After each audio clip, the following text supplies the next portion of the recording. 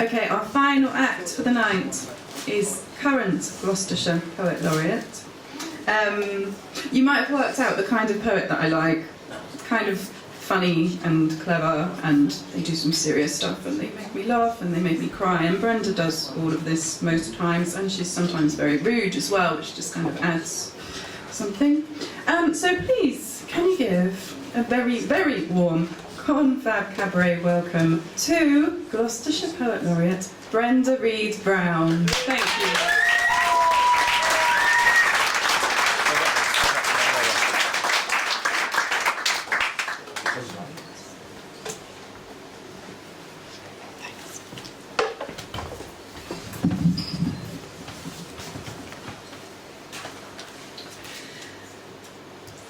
Cocks.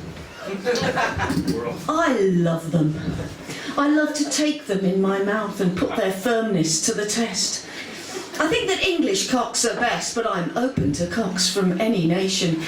I hate those times of cock starvation when I'm obliged to go without to make do with lesser pleasures, and in my hunger I remember the sweet hardness of my smooth-skinned treasures, and look longingly to September's end when harvest time begins again, and once more my teeth are nipping at a cox's orange pippin.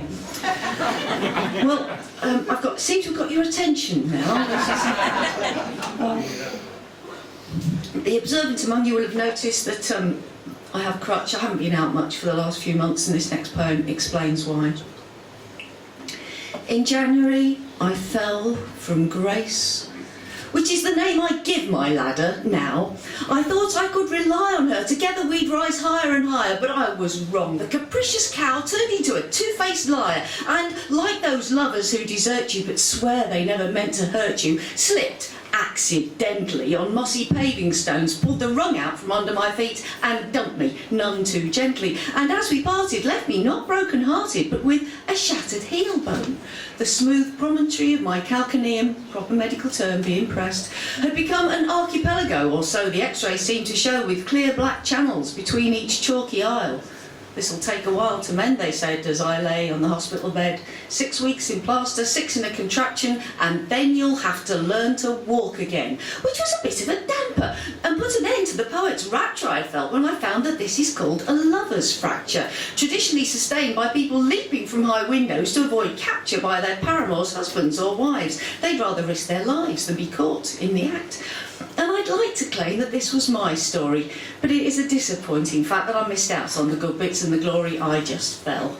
I had torn ligaments as well, and I suffered mild concussion too. Confused, I'd do things I'd already done. And I suffered mild concussion too. Confused, I'd do things I'd already done. But the worst bump in this tumbling percussion thumped my bum, which, after my poor foot struck stone, landed on the ladder, which was by now prone, or possibly supine, it's hard to tell with ladders, so that between aluminium and pelvic bone was crushed muscle, which is not, as you might think, a Swedish heavy metal band, or a belittled bivalve, or something dished up by Heston Blumenthal. This blooming fall left me unable to sit, or lie, or stand, without a very literal pain in the arse. And it will take months, or even years, to pass. True, it's given me a vague idea of what it must be like to wake each morning with the fear of aches that stretch to the horizon, punctuated by telegraph poles of immobility. Though I've had just a few short weeks of trivial disability, I won't forget what I have learned. But my mind was full of my own concerns when a friend said, "Hasn't it made you grateful you're usually so fit?" No, not a bit. Never mind the inconvenience and pain, I am not the same. I've always hated it when people said, "Take care." I started a campaign to say instead, "Take risks." I never turned a hair at danger, got my kicks jumping out of aeroplanes. I was someone who dared. But now, I think I'm scared. Perhaps that fearless woman I once was just isn't there anymore. It's hard to pick up courage when you've been dumped in the dirt. But I want to be what I was before, and though I'll never touch grace again, the treacherous little flirt, I know I must find another ladder and climb like I've never been hurt. Thank you.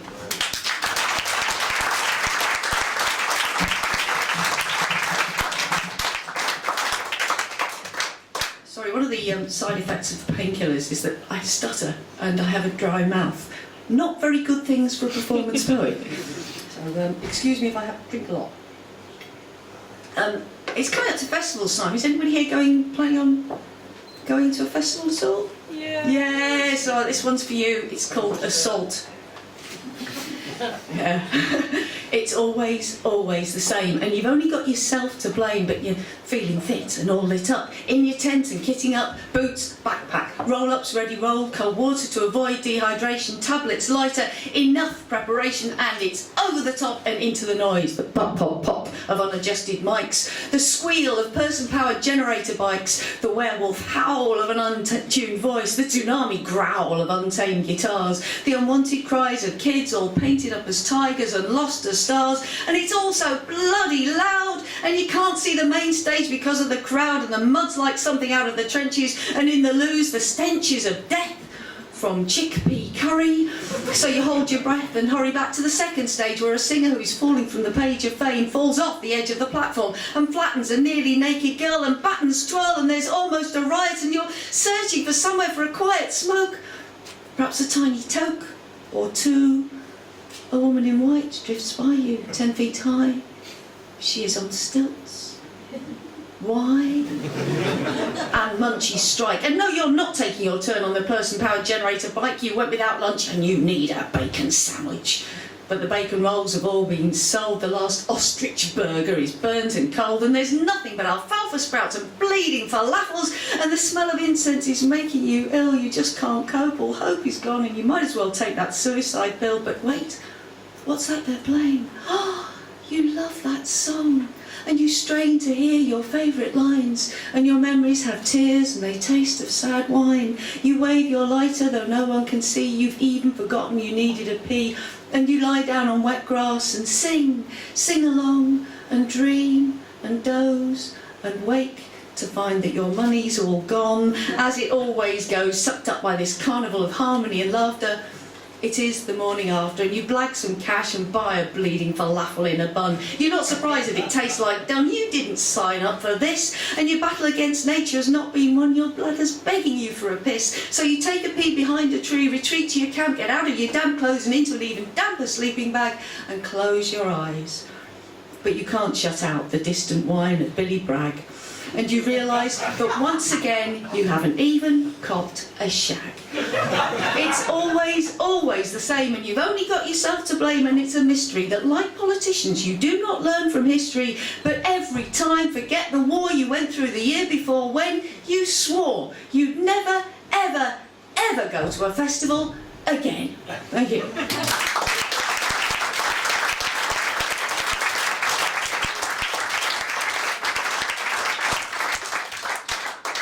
This next one's a kind of companion piece to that one, and I need a prop. Oh look, the very thing. It isn't just a prop, I do use it. It's always the same, and I've only got myself to blame, but it's in my blood. I did Greenham Common, and things like that aren't soon forgotten. In my day, we knew how to be nosy, not like these kids today, just drunk on WKD-40 or whatever they call it. Anyway, in my bag I carry a flag, not with revolution's burning flame in red and black, no, a Zimmer frame in cream and latte with pensioner rampant. I've started this new old age party, stripped off my camouflage and khaki, smart casual now and a zip-up cardi. And it was time for us to demonstrate. No shouting, we just remonstrate. We didn't want vendetta, we were after something better. And our slogan was a killer, V for vanilla. We had postcards, not placards, the others wouldn't risk it, that said important things like, no VAT on biscuits, down with things that we don't like, support the Daily Mail. I banned that one. More Emmerdale at weekends, a whiter shade of pale. But anyway, as I said to the arresting officer, we didn't mean to start a rumble with that drive-by in our hood. We wound the windows down to grumble, and you know we grumble good. And we weren't fueled by Jack, just Tesco value Sauvignon. And when that chap said, what's your beef, man? And I answered, bourguignon. I didn't intend any disrespect, but it all kicked off with that, and a walking stick's quite handy when they've knocked off your best hat. And I know I should have wisdom. I should be Granny who knows best, but I couldn't resist yelling, fucking pigs! And I had to resist arrest. We set out to protest mildly at what annoys us all, like low-slung jeans that show boys' pants, print that's far too small, thank you, long waiting list for hip-hops. Cyclists without lights, those groups of large young people who frighten us at night, though we wouldn't dare speak up loudly because the hooligans might hear. And they know we're growing older, and they know we feel the fear of loss, not just our gloves and specs, but youth, power, love, respect, wealth, influence, health, mobility, safety, security, dignity, stability, autonomy, authority, worth, personality, confidence, independence, driving licences, senses, sense, our homes, our rights, our friends, in fact, everything that makes life worth living. And finally, life itself. But no one loves you when you moan, no one wants to hear us rage, and puce doesn't go with older skins. We should hide ourselves in beige, but I didn't, and I'm here, in the cells again. And it's always, always the same, and if that Lou in the corner stinks, I've only myself to blame. Prison food's worse than bleeding falafels. I was on the bog all night, and it's here in this cell where I eat and sleep. Some things just aren't right. But my cellmates lent me a book to read. I'll start on it today. It's clearly meant for us because it's called 50 Shades of Grey. And I hope it'll give me new ideas on how we can get our way, because at last I've learned from history. This is the moment when I swear I'll never, ever, ever demonstrate again. Thank you.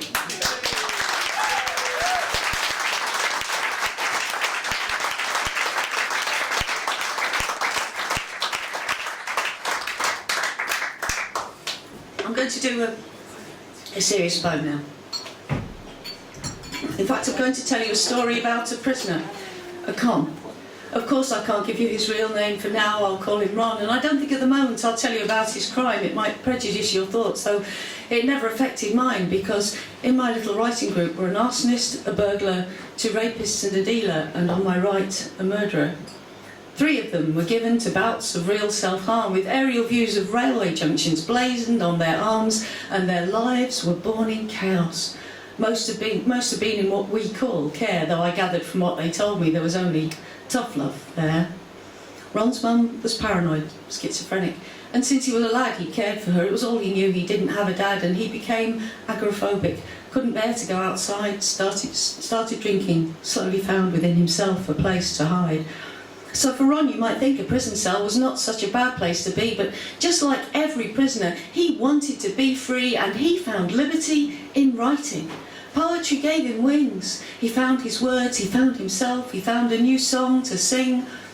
I encouraged the group to think of things outside the prison walls. Poetry's better than drugs, they said, and I guess that says it all. It was a kind of therapy.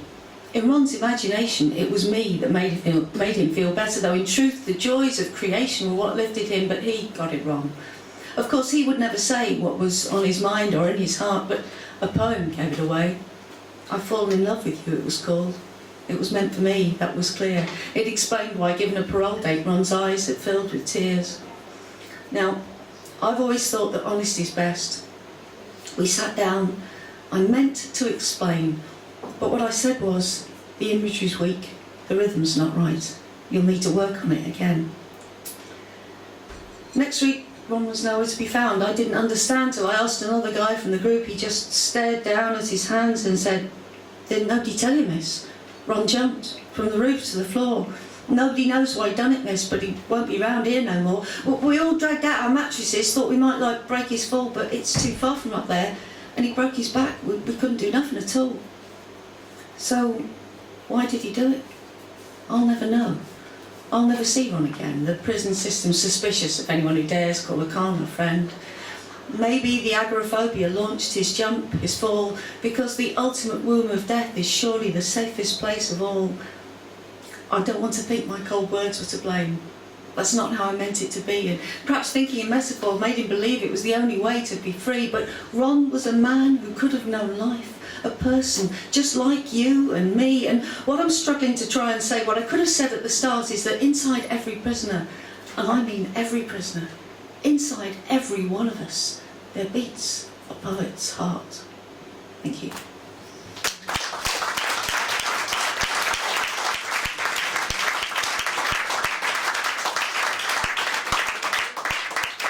I'm going to do a little love poem now, because I think that every set should contain a little love poem, and this one is set in that most romantic of situations, the multi-storey car park, and it's called NCP. Strip lights and concrete, The sign said NCP, the end of our first date, and this near stranger looked at me, and the strip lights became candles, and the concrete wasn't bare but hung with rainbow velvet. The watchman wasn't there, and the ticket machines were humming a new and lovely tune, and he kissed me, and the strip lights turned into a full moon. The winter chill of concrete held the sunshine of the spring, and the echoes of cars leaving was a choir about to sing. The exhaust fumes smelt like perfume, and the strip lights burned inside me, and this stranger was the lover who I hoped would stay beside me all my life. We agreed to meet next day, and he smiled and walked away, and the strip lights were just glaring and the concrete cold and bare. But I knew this was the real thing, and my feelings quite proportionate when I found I didn't care, that this was NCP and the charges were extortionate. It cost me a small fortune parking for our date, but £10.50 for new love, that's not a bad rate.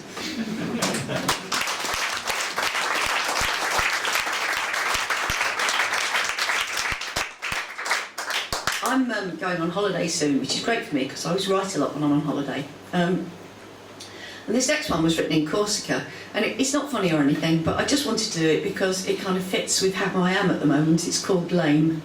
Okay. Each step conscious, one leg strong, the other lifted slowly. The short path to the beach was long for him, the limping man ahead.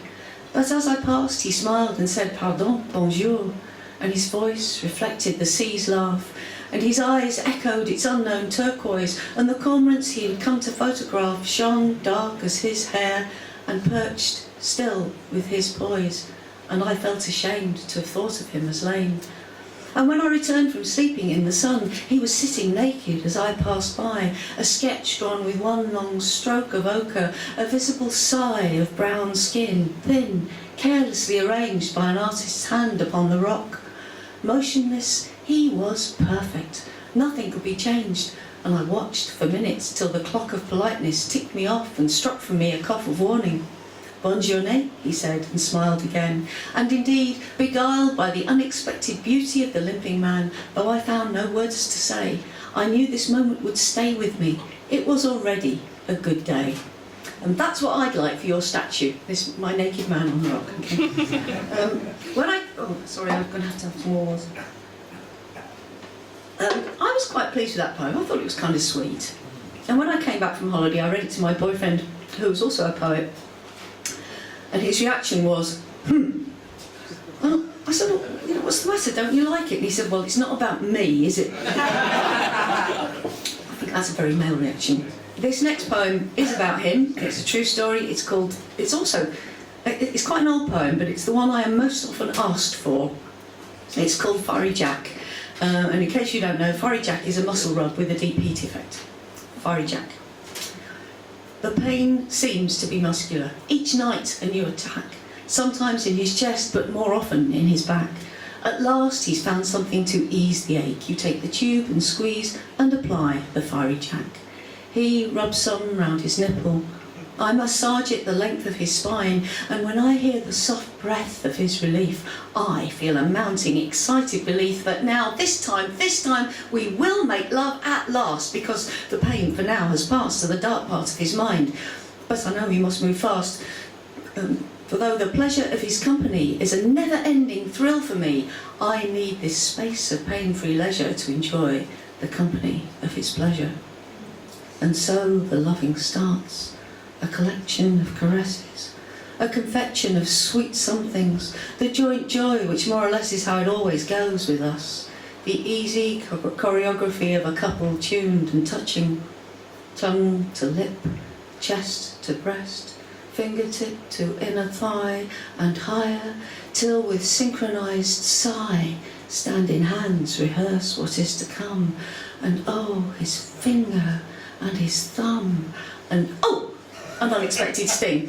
A fingernail perhaps, you know the sort of thing, girls, but not enough to stop the need, the yearning. At last he is inside me, we're relearning the sweet rhythm, and he turns to me and says, "Brenda, do you feel burning?" And then, oh Christ, it hurts. Drowsy senses shocked alert by sharp sound with chilly powder mixed to a searing paste and spread betwixt our legs, or so it seems. We fall apart, transfixed. Thoughts race raging to dangerous places. Allergy? Disease? Incompatibility. Unease crumples both our faces, but then at once light gleams. Is it the lingering of our fingering with the muscle imbrication? Unwittingly, for lubrication, we've used not natural juices, saliva or KY. The memory all comes back. We've spread the ointment in the fly and fucked with Fiery Jack.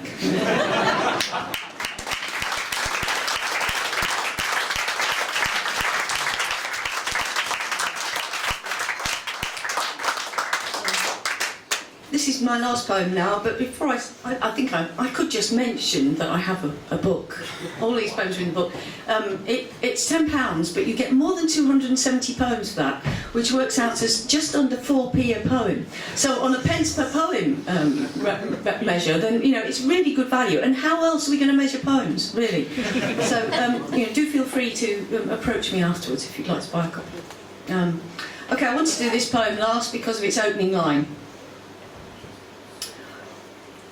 In the beginning, omniscient as I am, I knew that soup would one day be a starter. So that's where I began, with soup. Primeval, gloop, something like gravy, but not savoury or sweet. Meat, I thought, but a bit too much like what would one day be school dinners. Time to begin again. My first creature, to be honest, it didn't come out that well. A single cell. It didn't even squeal when I gave it a prod, and I thought, oh God. Well, actually, oh me. Creature 2 was an aquatic worm, a spineless eel. All it could do was turn, so I moved straight on to creature number 3, a fish. But I still hadn't got the hang. Not having any fins, it never swam. Without gills, it couldn't breathe, looked sickly. It died quite quickly. Creature 4 was swift and sure, but had no eyes, kept bashing into rocks, and despite its size, was soon snapped up by creature number 5, which had fins, gills, vision, and teeth. All it needed to survive. Until it met number 6, the shark. But even that was afraid of the dark, and I'd made day and night eons before, much too late to change.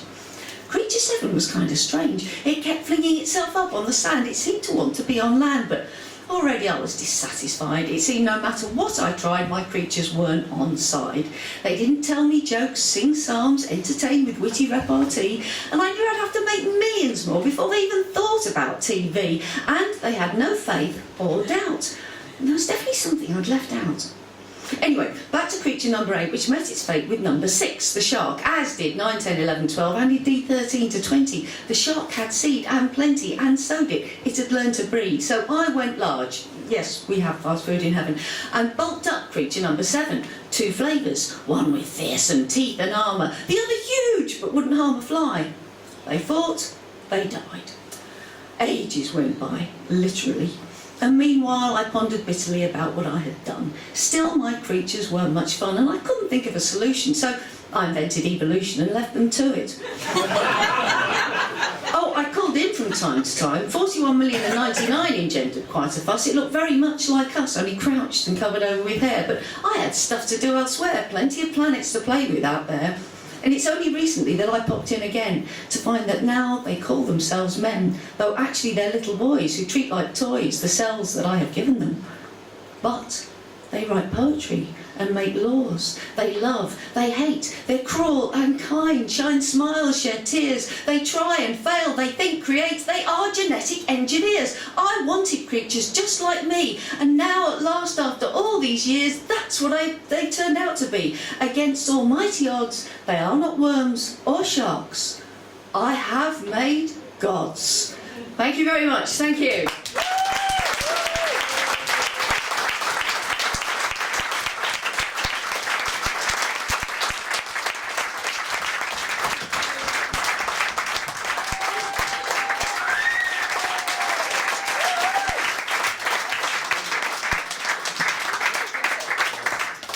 Ladies and gentlemen, that was the final act of the night. It's all finished. But we're going to have more, so please, when you go, take with you the little flyer that tells you the next dates. Look us up on Facebook or look up Recon, ConFab Cabaret. Sam's saying things.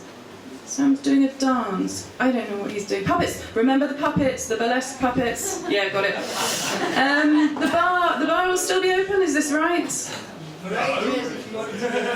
Yeah, buy drinks, buy poetry books, go and tell the poets how brilliant they were and the other performers. Thank you so much to everyone who's performed. Thank you to Recon for having us. Thank you to Mark. I haven't finished. I'm just going to withdraw that thank you to Mark. No thanks to Mark.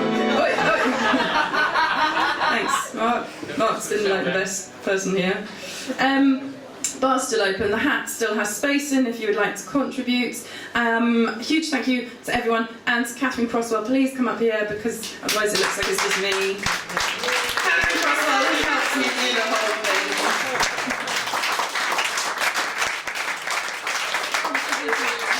Yes, thank you very much. I really thoroughly enjoyed tonight, so I hope you did as well. Thank you very much.